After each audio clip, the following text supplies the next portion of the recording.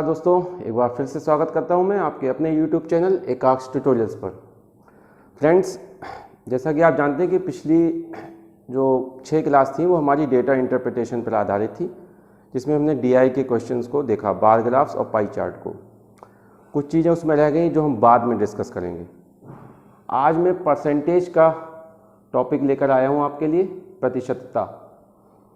ये इसका प्रयोग आपने देखा होगा DI में भी किया था, और ये एक ऐसा टॉपिक है जो क्वांटिटेटिव एप्टीट्यूड या न्यूमेरिकल एप्टीट्यूड के कई टॉपिक्स में इसका यूज़ होता है, परसेंटेज का। तो मैंने ये निर्णय किया कि पहले मैं परसेंटेज को थोड़ा सा समझा देता हूँ, और इस पर आधारित जो प्रश्न संभव हो सकते हैं, महत्वपूर्ण प्रश्न, जिन विषयों पर आधारित इस प्रतिशतता से संबंधित जो विषय हैं उन पर जो आधारित प्रश्न हैं उनको आपके सामने एक बार डिस्कस करूं। तो जैसा कि आप देख रहे हैं, मैंने 2 फार्मूले इस पर लिख रखे हैं, और जब मैं कोई फार्मूला इस पर लिखूं, आपको समझाऊं, तो आप साथ ही साथ उसको नोट कर लिया कीजिए यदि आपको ज़रूरत महसूस हो रही है तो। ठीक है, तो चलिए शुरू करते हैं। और इससे पहले मेरी रिक्वेस्ट है कि यदि ये वीडियो आपको पसंद आए तो प्लीज़ सब्सक्राइब जरूर कीजिएगा, और बेल आइकन को भी प्रेस अवश्य कीजिएगा, और शेयर भी कीजिएगा। ठीक है, चलिए शुरू करते हैं।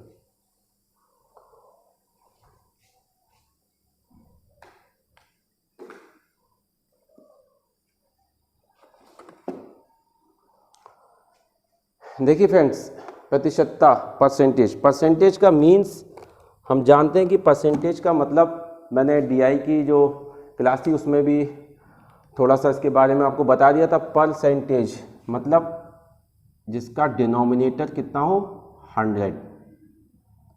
ठीक है, जिसका हर, हिंदी में डिनोमिनेटर को क्या कहते हैं, हर, जिसका डिनोमिनेटर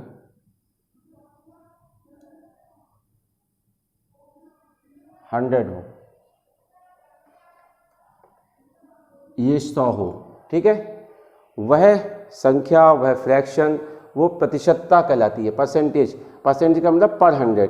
कोई भी नंबर हो गया, यहाँ पर 25 हो सकता है। ठीक है, 25 ना हो तो यहाँ पर 40 हो सकता है। ठीक है, और ये आवश्यक नहीं है कि ऊपर जो नंबर होगा अंश में वो 100 से कम हो, वो 100 से ज़्यादा भी हो सकता है। 150, ठीक है, 150 नहीं तो 240, कितना भी नंबर। परसेंटेज ये नहीं है कि परसेंटेज का अर्थ ये आप समझे कि ये 100 की एक लिमिट है ना।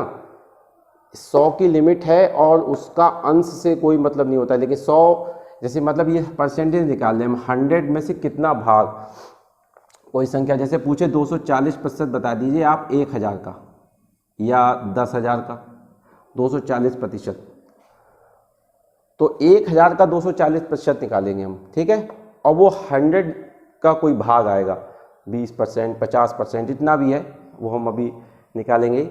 ये एक मैं बता रहा हूँ इसका परसेंटेज का मतलब क्या होता है। तो ये एक बेसिक मीन हो गया, पर 100। ठीक है, चलिए उसके बाद ये फार्मूला है पहला।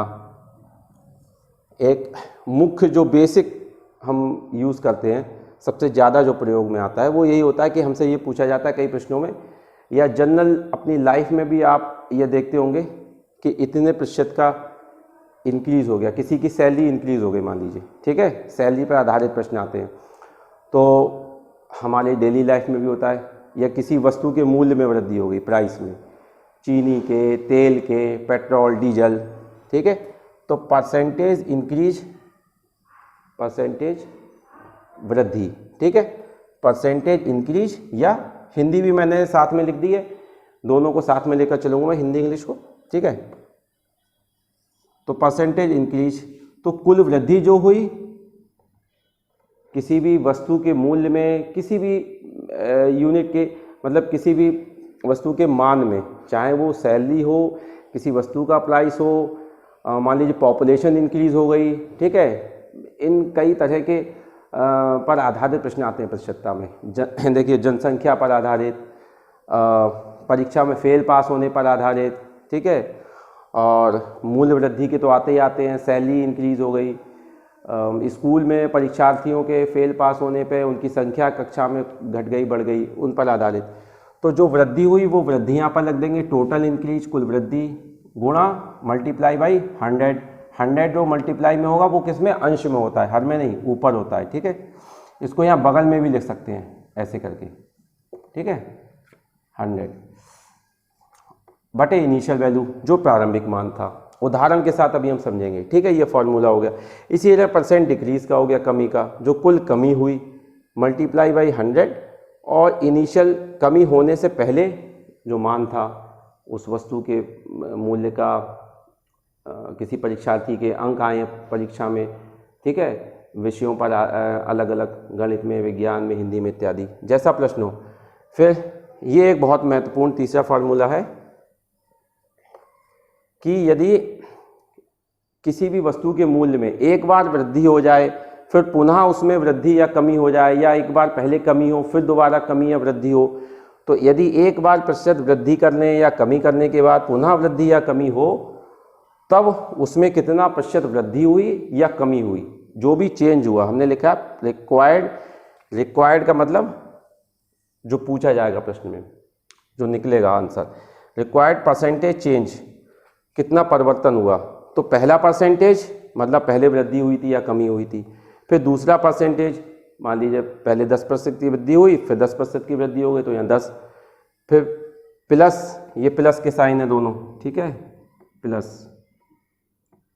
प्लस प्रथम परसेंटेज मल्टीप्लाई बाई दूसरा परसेंटेज, जो यहाँ पर हमने रखे हैं उन्हीं का आपस में गुणा करके डिवाइडेड बाई 100, और जो फाइनल आंसर आएगा वो हमारा उत्तर होगा। क्या उत्तर होगा? Percentage change. यदि पॉजिटिव में आंसर आएगा तो परसेंटेज इंक्रीज हुआ होगा, यदि नेगेटिव माइनस में आंसर आएगा तो परसेंटेज उतने परसेंट डिक्रीज हुआ होगा उस चीज़ के मूल्य में, या जिस तरह का भी प्रश्न है, ठीक है। यहाँ पर आपको ये ध्यान रखना है, यहाँ पर जो नीचे लिख भी दिया है मैंने कि इंक्रीज होने पर यदि प्रतिशत वृद्धि हो रही है तो हम मान को वैसे ही रखेंगे। जैसे मान लीजिए 20% की वृद्धि हुई, ठीक है, तो हम यहाँ 20 ही रखेंगे। लेकिन उसके बाद में मान लीजिए 10%, 5% या 25% की कमी हो गई, डिक्रीज होने पर नेगेटिव मान रखेंगे और इंक्रीज होने पर पॉजिटिव मान रखेंगे। तो यदि कमी हो गई तो फिर हम माइनस लगा के 25 लिखेंगे यहाँ पर जहाँ पर भी डिक्रीज हो रहा होगा, कमी हो रही होगी, तो वहाँ पर माइनस का साइन लगा के हम लिखेंगे। यहाँ पर गुणे में भी उसमें माइनस का साइन ही लगाएंगे। ये आपने सिंप्लीफिकेशन का जो एक चैप्टर होता है मैथ में, क्वांटिटेटिव एप्टीट्यूड में, वो उसमें आपने पढ़ा होगा, नहीं तो हम बाद में उसको भी देखेंगे। तो उसमें यहाँ माइनस के साइन के साथ यदि कमी हो रही होगी तो रखेंगे। फिर जो मान आएगा प्लस या माइनस में, उस हिसाब से आंसर होगा। यदि प्लस में आएगा आंसर, मान लीजिए प्लस 10% आया तो 10% की वृद्धि हो गई, जो परिवर्तन हुआ वो क्या हुआ, 10% का इंक्रीमेंट। और यदि माइनस में आया 10% या 20% जो भी आया, तो मतलब उसमें परसेंटेज 10% या 20% जो भी आया उतनी कमी हो जाएगी। तो मैंने कहा था आप इसको नोट कर लीजिएगा साथ ही साथ। उम्मीद है आपने कर लिया होगा, नहीं किया होगा तो कर लीजिए, मैं 1 मिनट दे देता हूँ आपको।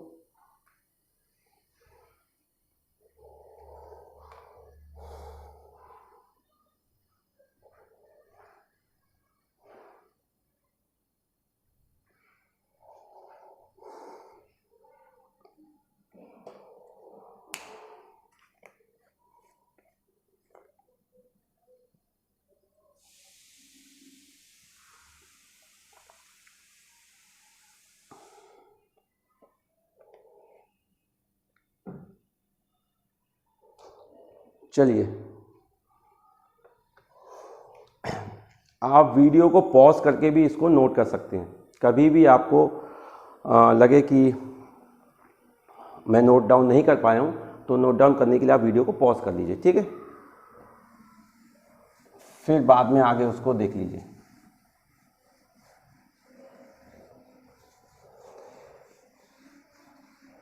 ये जो 3 मैंने आपको परसेंटेज के फॉर्मूले अभी बताए हैं, सबसे पहले हम इन्हीं से संबंधित प्रश्न कुछ देख लेते हैं। परसेंटेज एक काफ़ी बड़ा टॉपिक है, काफ़ी वास्ट टॉपिक है, ठीक है।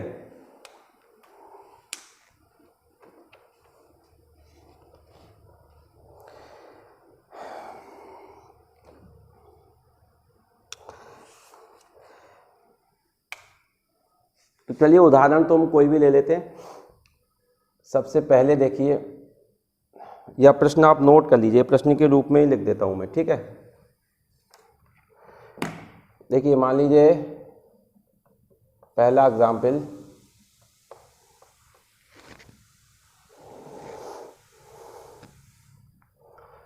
सबसे पहले हम किसी, मान लीजिए पेट्रोल डीजल के दामों में वृद्धि हुई है, ठीक है।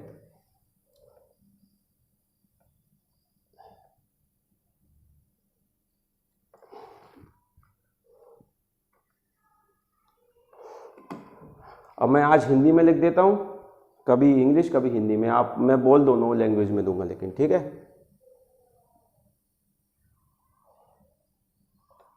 इफ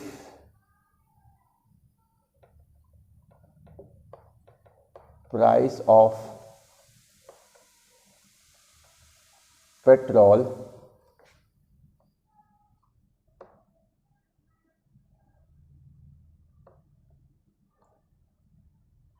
is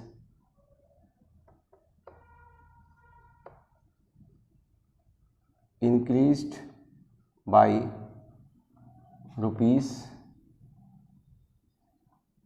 ₹10, ये उदाहरण है एक, ठीक है, पर लीटर,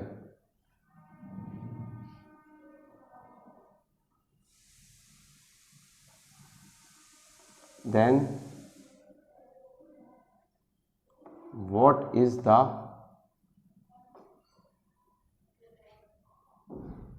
percentage increase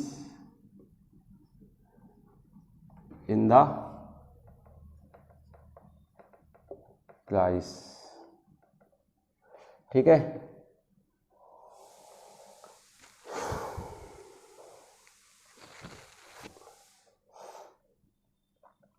और ये दिया हुआ है कि इनिशियल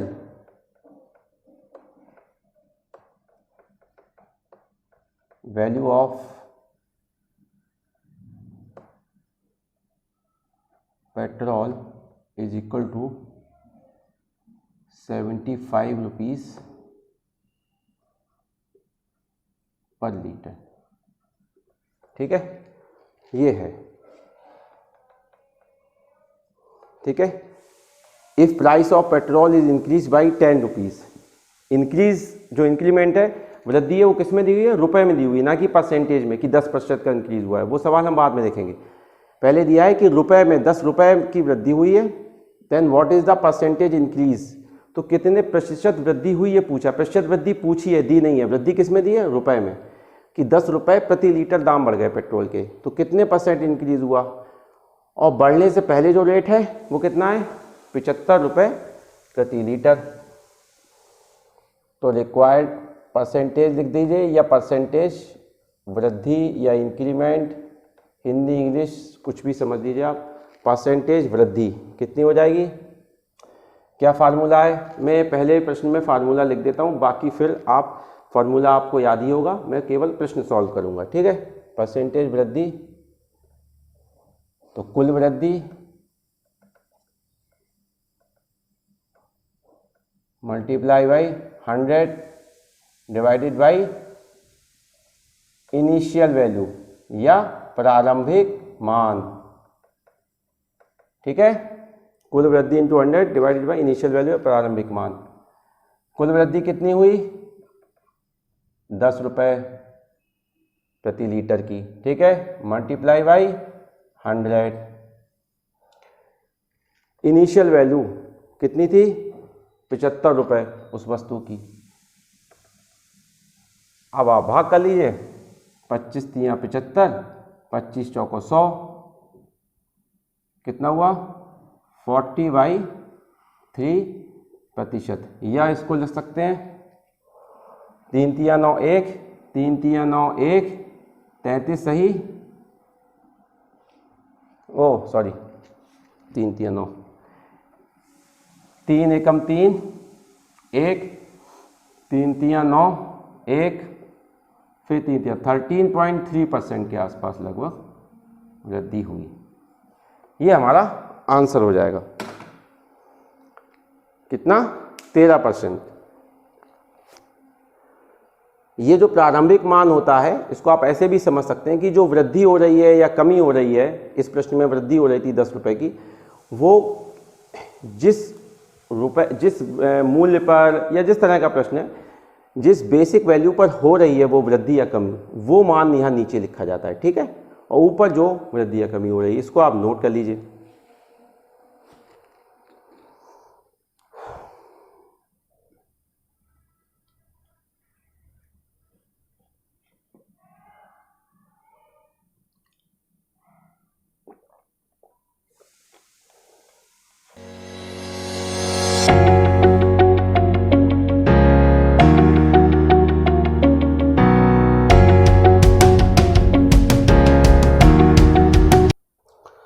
अगला हम एग्जाम्पल देखें। दूसरा, अब हम कमी वाला देख लेते हैं। ये हमने ये ले लिया। अब मान लीजिए किसी फैमिली का खर्च है, ठीक है, यदि, या किसी व्यक्ति का खर्च है, ठीक है, यदि अजय, कोई व्यक्ति एक अजय है, का मासिक व्यय यानी कि एक्सपेंडिचर, खर्चा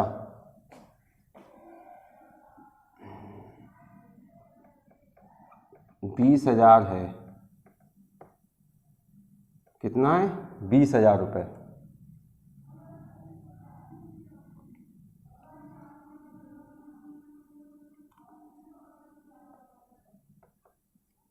किंतु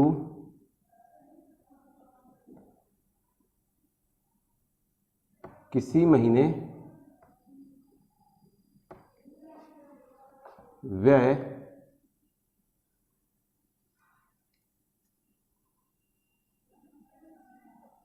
18,500 लिख ले रहे हैं मान लीजिए। ठीक है, कितना हो जाता है? 18,500 होता है। तो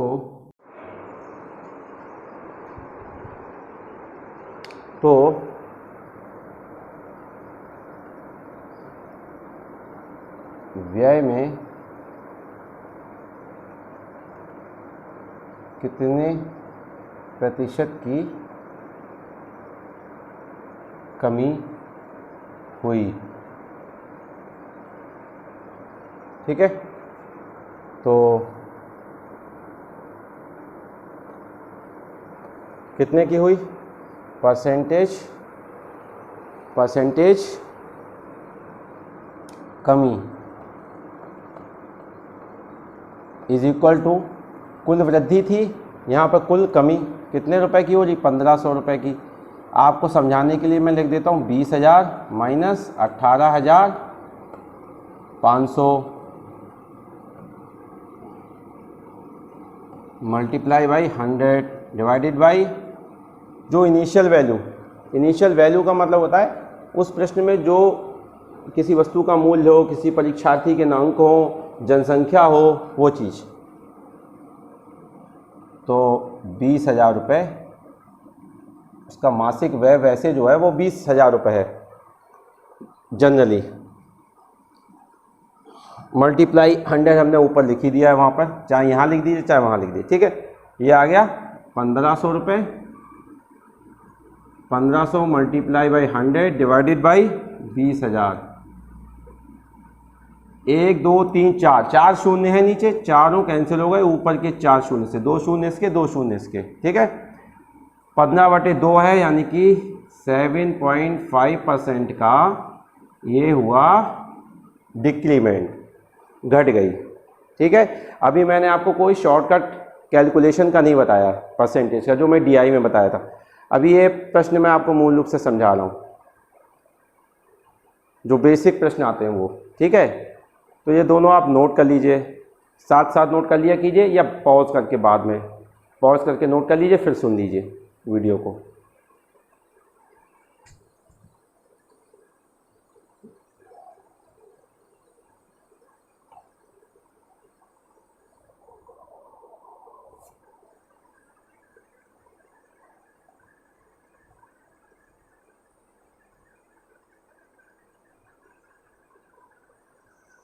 तो ये आपका हो गया होगा, ठीक है। ये देखिए यहाँ पर शॉर्टकट में आपको समझाऊँ अगर, ये देखिए ये 10 75 का कितना प्रतिशत है, देखिए यही निकालना है ना यहाँ पर हमें भाई। वो तो अलग चीज़ है कि आप प्रश्न में दिया है कि कितने प्रतिशत की वृद्धि हुई, वो हमने फार्मूला बनाया, जो फार्मूला है मतलब, और उसमें हमने रख दिया और जल्दी से आपका आंसर आ गया। अब ये है कि यहाँ पर आप देखिए, यहाँ पर बेसिकली है क्या, 10 75 का 75 का कितना परसेंट है, तो कितना है 10 सत्ते 70। हमेशा भाग दिया कीजिए अंश वाली संख्या से हर को, जब ऐसा करना हो। 10 सत्ते 70, 10 अट्ठे 80, यानी कि 8 गुना से कम है, 7 गुना से ज़्यादा है, लगभग 7.5 गुना है 75, ठीक है, 7 से ज़्यादा। अब जितने गुना हो, मान लीजिए ये 7 गुना से ज़्यादा आ रहा है 8 गुना से कम, तो 7 गुना जितने गुना आया उससे आप 100 को भाग दीजिए, कितना आएगा, 7 एकम 7, 3, 7 चौको 28, दशमलव लगा के एक 0 आएगा जब 7 से 100 में भाग देंगे, और यानी 14.2%, 14%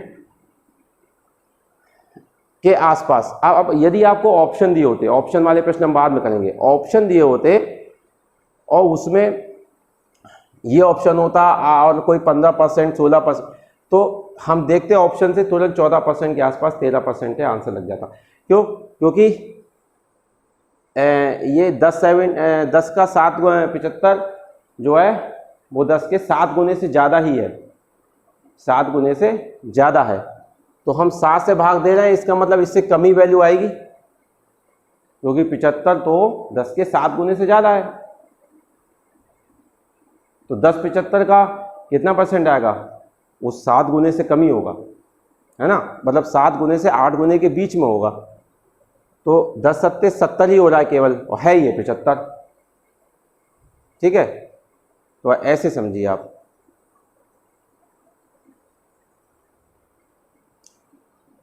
ऐसे ये तो खैर इजी था, 15/2, 15 का आधा 7.5, ठीक है ये भी इजी है, आप भाग दे के बहुत जल्दी आ गया, कोई बहुत ज़्यादा टाइम नहीं लगा। लेकिन अगर आप अपना अभ्यास करना चाहते हैं तो आप ऐसे कर सकते हैं कि 75 7 गुने से ज़्यादा 8 गुने से कम है, तो 7 गुना अगर 70 होता तो कितना प्रतिशत होता, ये 70 होता प्रतिशत, तो 7 से भाग दिया 14.2% होता। लेकिन ये 75 है, हर ज़्यादा है, तो 14 से कम आएगा, तो ऑप्शन पे करनी थी, ठीक है।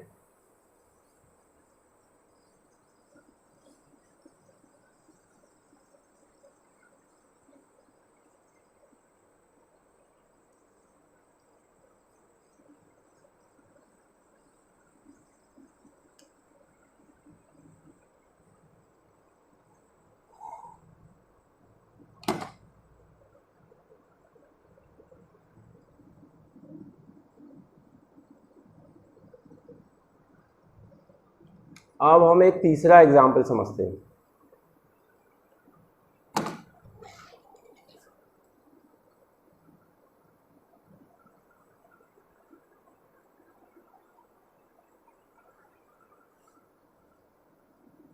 यदि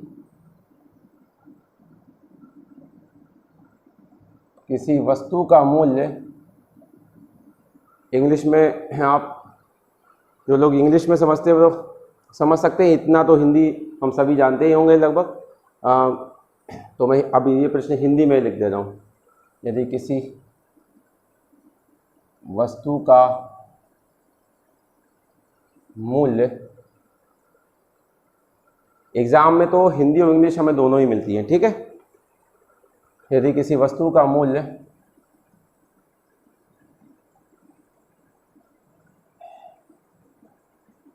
560 रुपये है, कितना है, 560 रुपये है, ठीक है।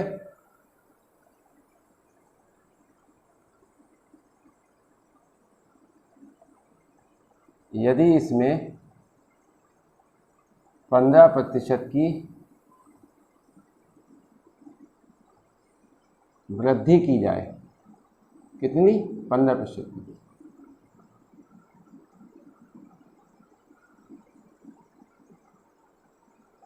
तो परसेंटेज वृद्धि का मान, सॉरी,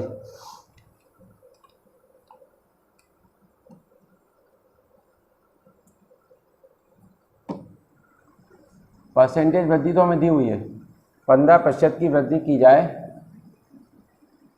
तो वस्तु का नया मूल्य क्या होगा, या बढ़ा हुआ मूल्य जो है वो क्या होगा?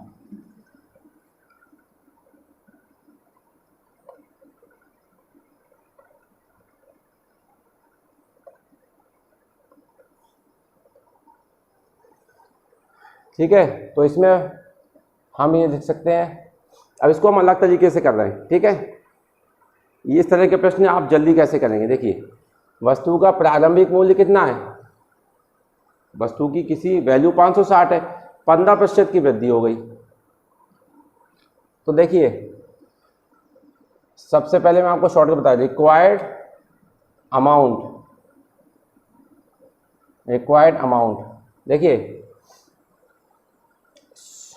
जितने प्रतिशत की वृद्धि हो उसको 100 में आप ऐड कर लीजिए। तो 100 में 15 ऐड किए, कितना हुआ? 115। 115% ऑफ जो वस्तु का प्रारंभिक मूल्य है 560, ये हम निकाल देंगे।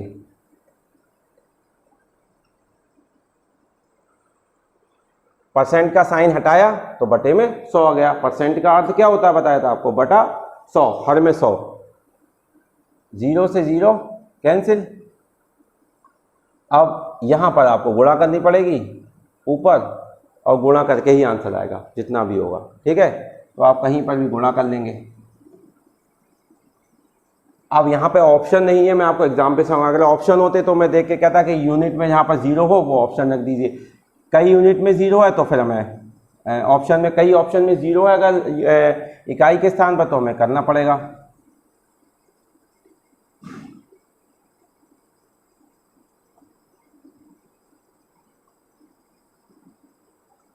$6,440 और नीचे 10 है,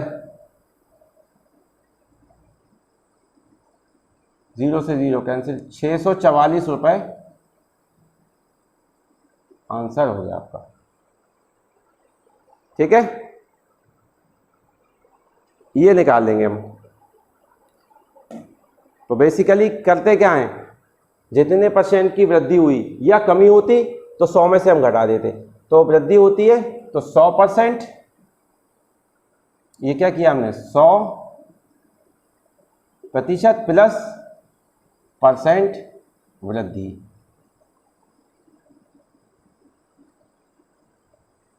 ये है। इसको आप ऐसे लिख लीजिए, 100% प्लस परसेंटेज जो वृद्धि हुई, या कमी होती तो कमी, इस फॉर्मूले में, इस प्रश्न में वृद्धि है, उसको आप नोट कर लीजिए। तो सीधा 115%, मान लीजिए आप 50 रुपए की चीज़ लेके आए, 10% की वृद्धि हुई, ठीक है, तो 110% ऑफ 50, ये आप नोट कर लीजिए। फिर हम अगला प्रश्न करते हैं।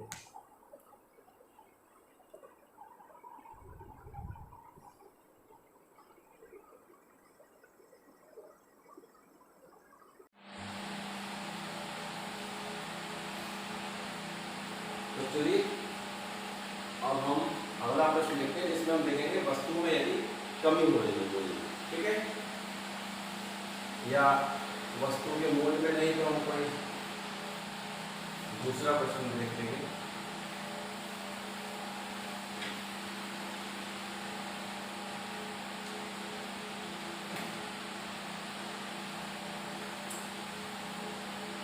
देखिए, अब मान लीजिए जनसंख्या है इसी तरह, ठीक है। या चलिए जनसंख्या का देख लेंगे। यदि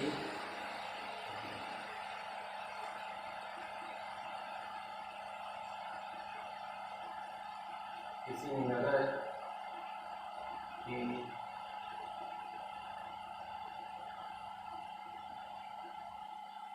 जनसंख्या पॉपुलेशन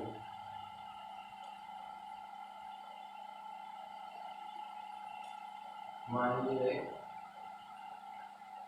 55,000, ठीक है। नगर की जनसंख्या 55,000 है। अगले वर्ष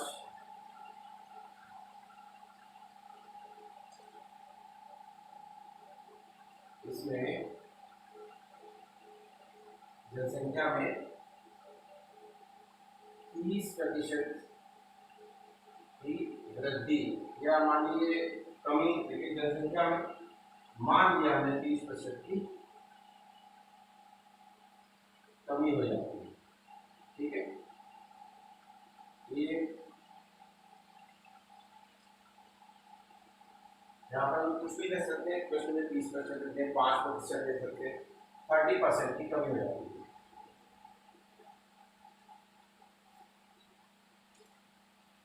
तो वर्तमान समय में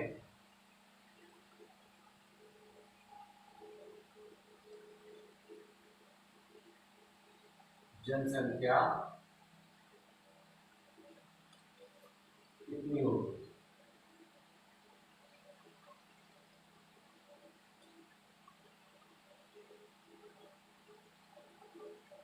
ठीक है। किसी नगर की जनसंख्या में जनसंख्या पॉपुलेशन 55,000 है। नेक्स्ट ईयर, अगले वर्ष इसमें 30% का डिक्रीज हो जाता है, 30% डिक्रीज हो जाती है पॉपुलेशन उस शहर की, नगर की।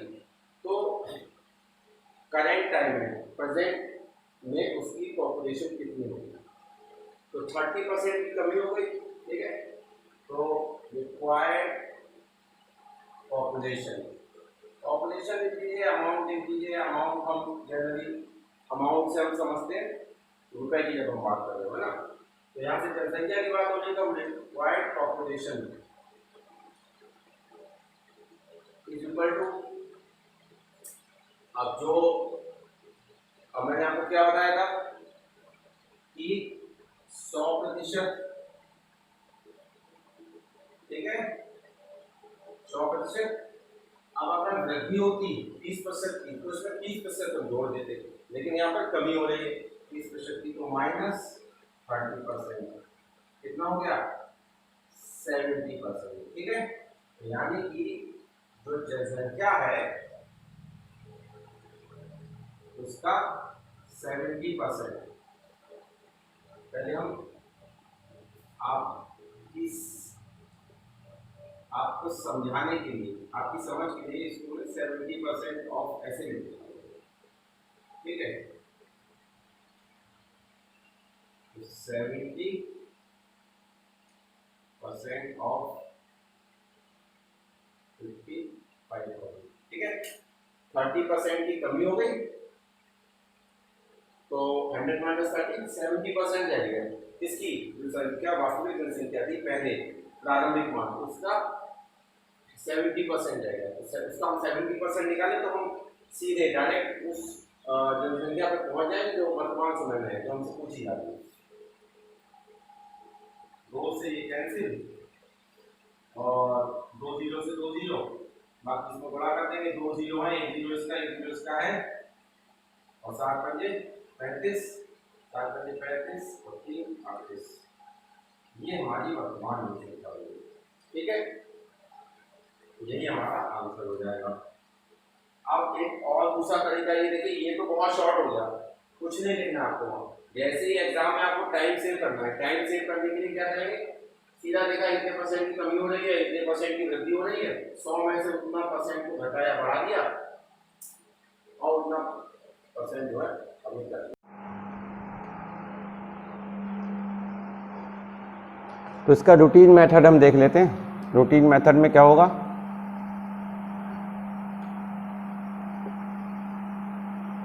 जनसंख्या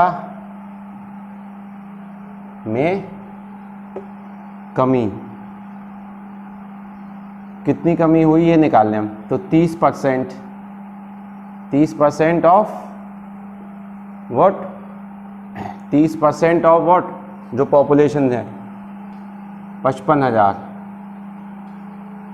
ठीक है। 30% ऑफ 55,000, 2 0 से 2 0 कैंसिल, 2 0, 3 पंजे 15, 16,500। ये जनसंख्या में कमी आ गई। तो वर्तमान जनसंख्या कितनी हो गई, वर्तमान जनसंख्या 55,000। तो वास्तविक जनसंख्या थी, मतलब पहला प्रारंभिक मान, पहली जनसंख्या, माइनस 16,500। तो कितना आया, 55,000 में से 16,000 घटाएंगे 39,000 और 500 और 38,500। देखिए ये वही आंसर आया, ठीक है। अब दो तरीके हैं, ये हमारा रूटीन मेथड है, ये लॉन्ग मेथड हो जाता है थोड़ा सा, कि पहले जनसंख्या में कमी देखी, 30% कमी हो रही है, तो 30% निकाला, इसका कितना हुआ, 16,500 की कमी हुई जनसंख्या की, फिर उसको उसमें से घटाया हमने, तो ये लगा। यहाँ पर क्या है, सीधा 30% की कमी हो रही है, 100 माइनस 30 कर दिया, वृद्धि होगी 100 प्लस उतने परसेंट की वृद्धि करके उतने परसेंट ही हम प्रारंभिक मान का निकाल लेते हैं। जितना परसेंट घटाने पर आता है उतना ही प्रतिशत हम प्रारंभिक मान का निकाल लेते हैं। ये शॉर्टकट तरीका है आपका समय बचाने का। ये भी एक फार्मूला ही समझ लीजिए इसको।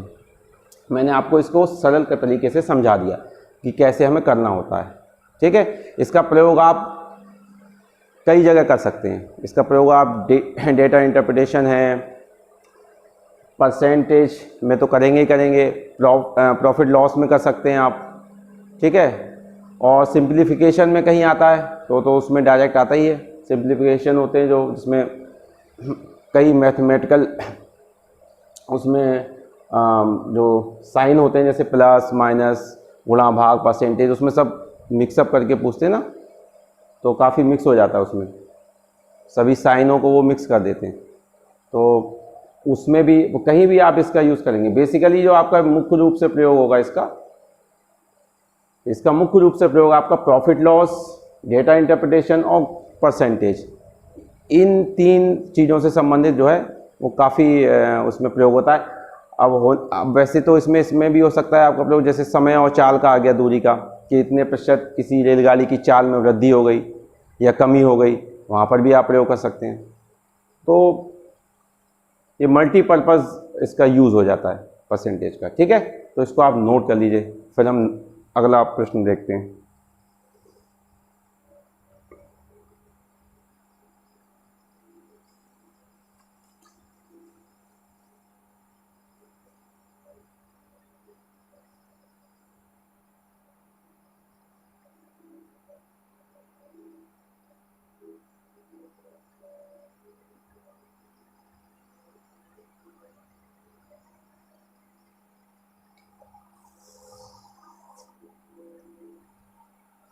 चलिए,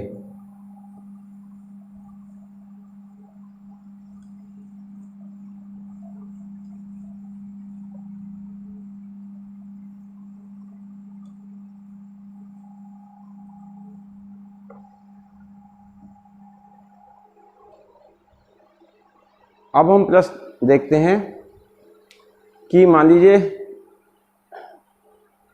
कंपैरिजन की स्थिति हो। कोई 2 व्यक्ति हैं, अजय और Sunil.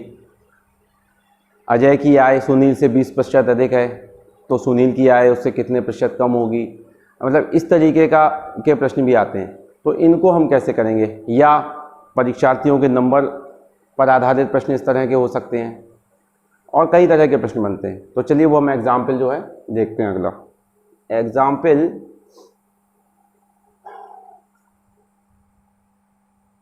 4।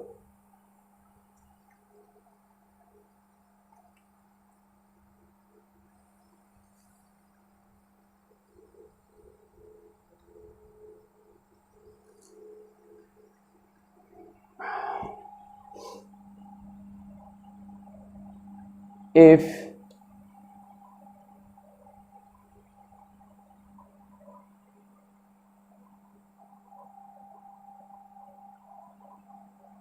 marks of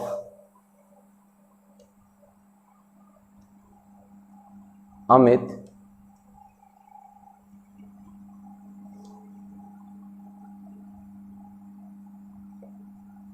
in an exam, if marks of Amit in an exam is 25% more than Sumit. Okay, if marks of Amit is in an exam is 25% more than Sumit, Sumit से अमित के किसी एग्जाम में 25% मार्क्स ज़्यादा हैं, कोई भी exam हो सकता है, उदाहरण है, then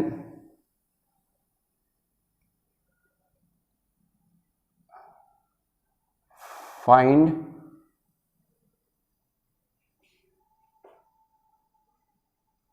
that marks of Sumit या सुमित्स मार्क, कैसे भी ले सकते हैं, marks of Sumit is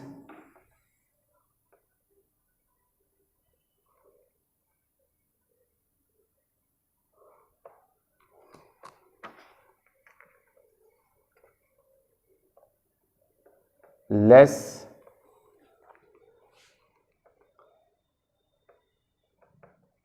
then Amit by what percent.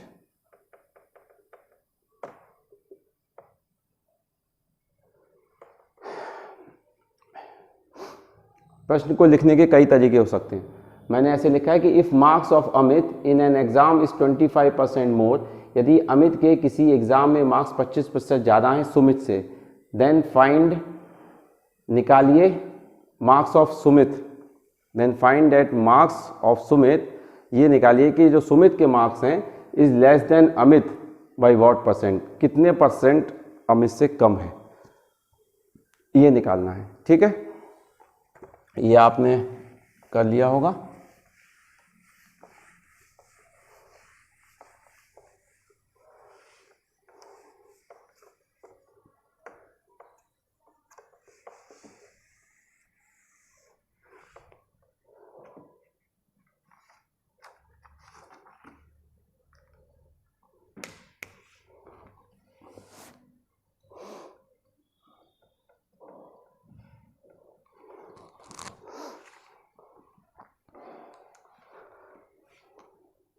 तो हमें निकालना है रिक्वायर्ड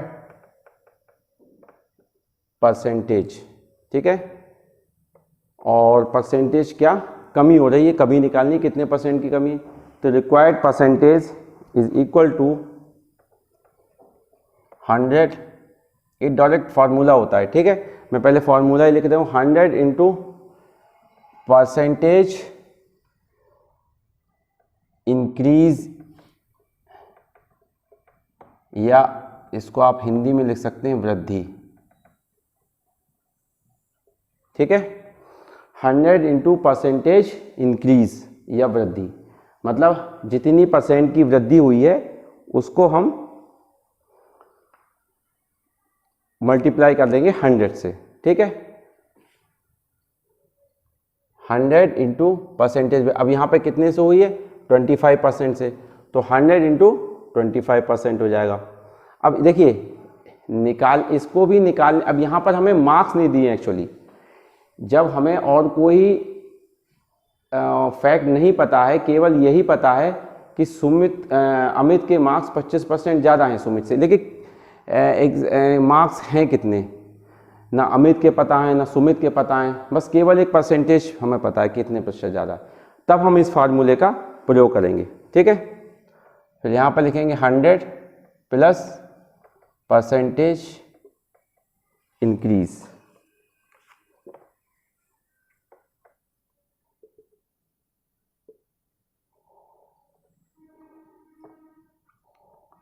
वृद्धि।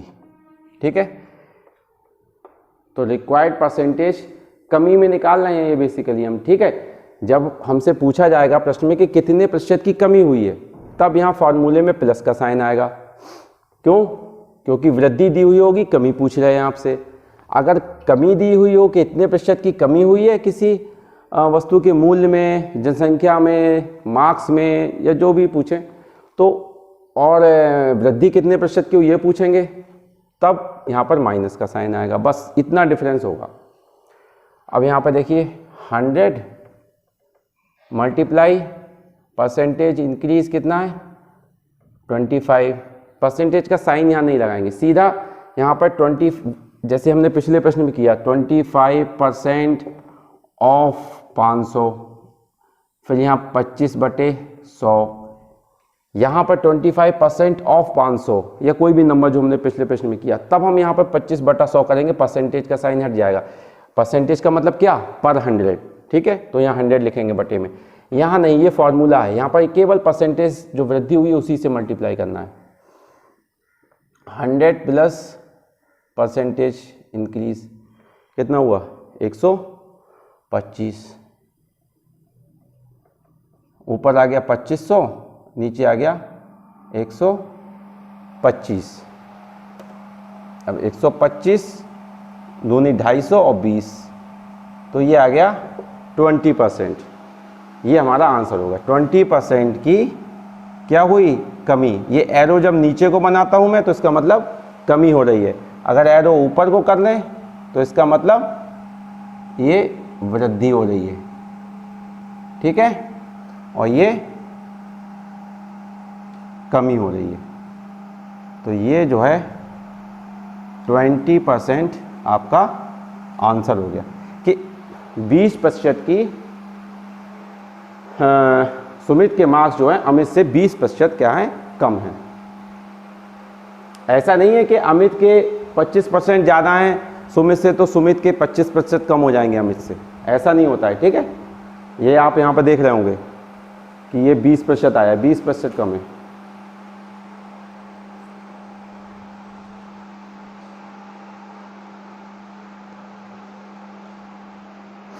अगर यहाँ पर कोई बड़ी संख्या होती है तो आप उसको यहाँ गुणा मत कीजिएगा, अगर आसान हो गुणा करना कीजिएगा, वरना टाइम वेस्ट होगा। फिर पहले इसको जोड़ लीजिए, क्या पता जो जोड़ के नंबर आए उससे कुछ आपका भाग आसानी से हो जाए, है ना, आसानी से आप डिवाइड कर सकते हैं फिर। तो ये है इसका एक फॉर्मूला,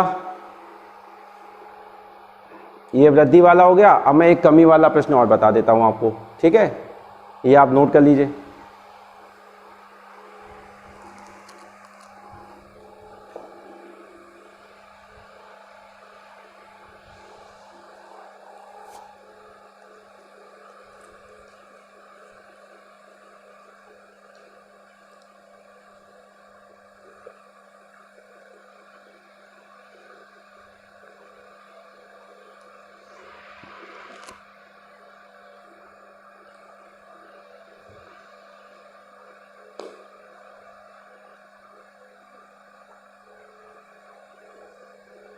चलिए,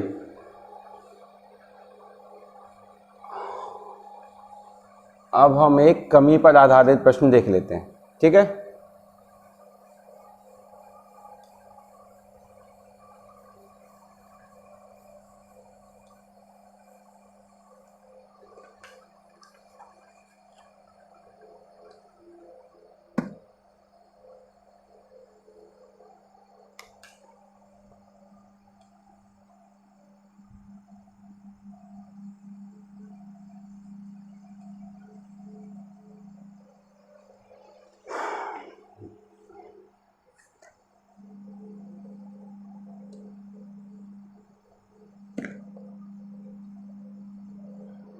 अगला एग्जाम्पल है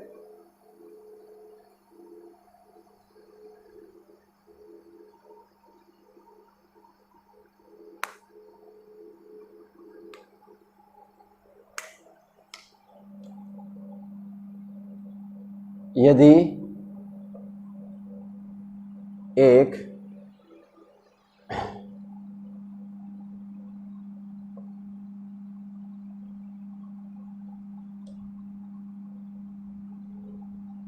मान लीजिए मेज ले लेते हैं, ठीक है। यदि एक मेज का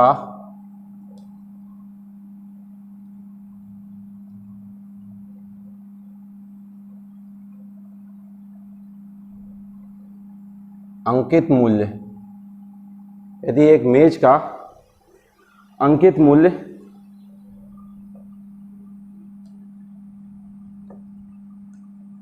क्रय मूल्य से, इफ अंकित मूल्य कौन सा हो गया, क्रय मूल्य तो आपको पता है कौन सा प्राइस कहलाता है, सेलिंग प्राइस और बाइंग प्राइस, ठीक है। क्रय मूल्य को हम बाइंग प्राइस भी कह सकते हैं, ठीक है। और अंकित मूल्य को हम इसको कहते हैं मार्क प्राइस, ठीक है।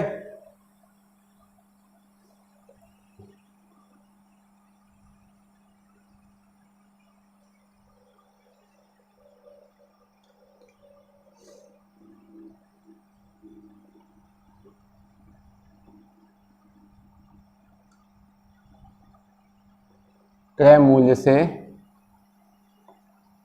मान लीजिए 20% क्या है, कम है। यहां पे हमने कम ले लिया, हमें कितना दिया हुआ है, कम दिया हुआ है। अंकित मूल्य क्रय मूल्य से 20% कम है।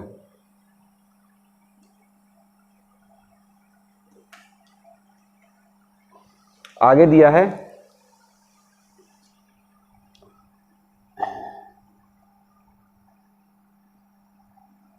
तो मेज को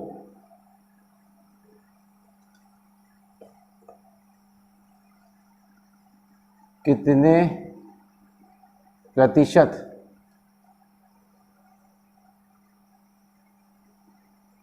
अधिक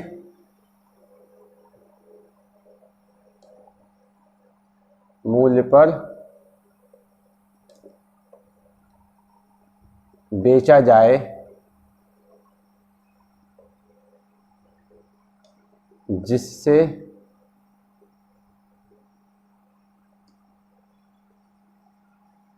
न लाभ हो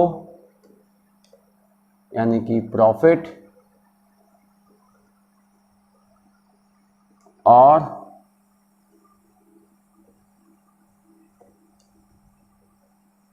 न हानि यानी कि लॉस, ठीक है। यदि एक मेज का अंकित मूल्य, ठीक है, mark price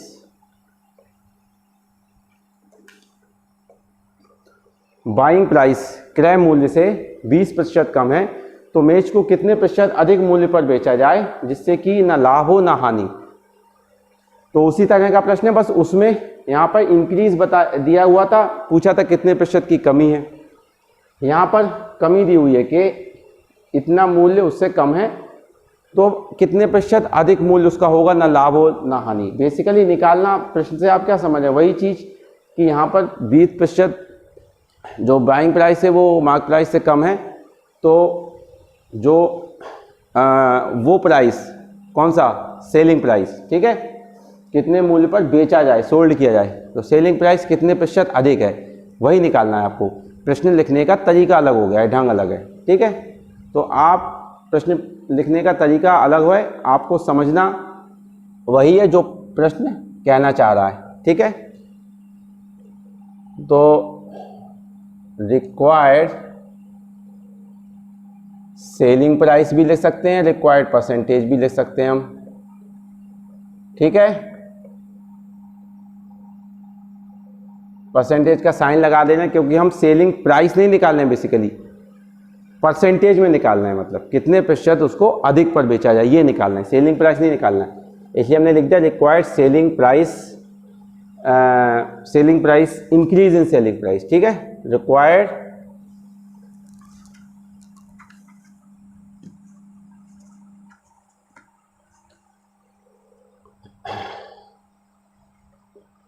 increase in selling price, percentage का साइन है, required percentage increase in selling price, selling price में कितने प्रतिशत की वृद्धि कर दी जाए, कितने मतलब ये जो क्रय मूल्य है होगा इसका, उससे कितने प्रतिशत अधिक पे बेच दें हम। ठीक है,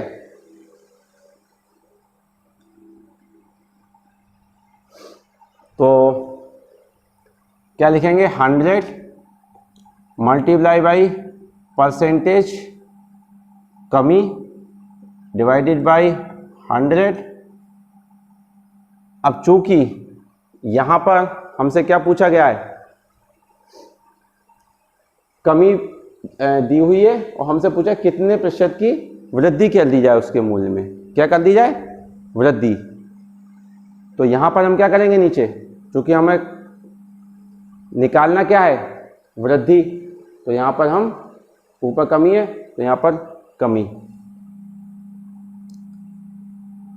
जो चीज दी, देखिए जो ऊपर लिखेंगे आप कमी तो नीचे भी कमी ही लिखेंगे। 100 इंटू 20% की कमी, 100 माइनस 20%, 100 इंटू 20 को ऐसे ही लिख दिया, 100 में से 20 गए, कितने बचे, 80।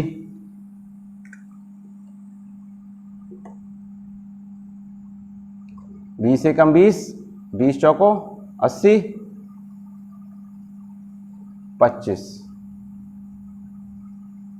25% की उसमें क्या कर दी जाए, उसके मूल्य में वृद्धि कर दी जाए। किसमें, अंकित मूल्य में। अंकित मूल्य बाइंग प्राइस से 20% कम है, तो मेज को कितने प्रतिशत अधिक मूल्य पर बेचें, किससे, अंकित मूल्य से। कितने प्रतिशत अधिक मूल्य पर, 25% अधिक मूल्य पर बेचें अंकित मूल्य से, ताकि जो हमारा जितने रुपए में हम उसे बेच रहे हैं, जो सेलिंग प्राइस है हमारा, उसमें अंकित मूल्य से 25% की वृद्धि हो जाए। यहाँ पर आप सेलिंग प्राइस शब्द का प्रयोग ना करें, केवल इतना ही लिखें। ठीक है, required percentage increase, required percentage increase in marked price लिख सकते हैं आप। ठीक है, ठीक है, मार्क्ड प्राइस, अंकित मूल्य।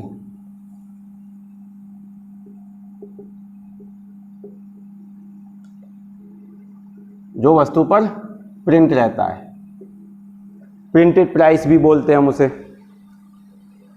इसको आप नोट डाउन कर लीजिए।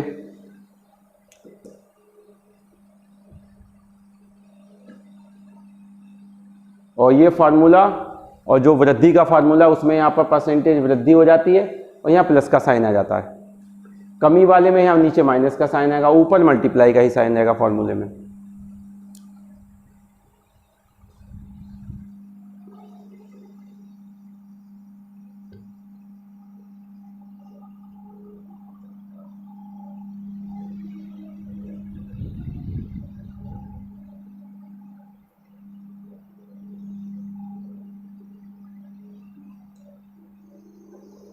तो फ्रेंड्स, आज हम इतना ही रखते हैं। अगले वीडियो में इसके आगे हम देखेंगे और थोड़े टिपिकल प्रश्न को कैसे अप्लाई करते हैं। तो आप इसकी प्रैक्टिस कीजिएगा, इसको समझ लीजिएगा। जो समझ में ना आए वो कमेंट्स में आप पूछ सकते हैं। और यदि आपको वीडियो पसंद आया हो तो शेयर और सब्सक्राइब जरूर कीजिएगा और बेल आइकन को भी प्रेस कीजिएगा। धन्यवाद।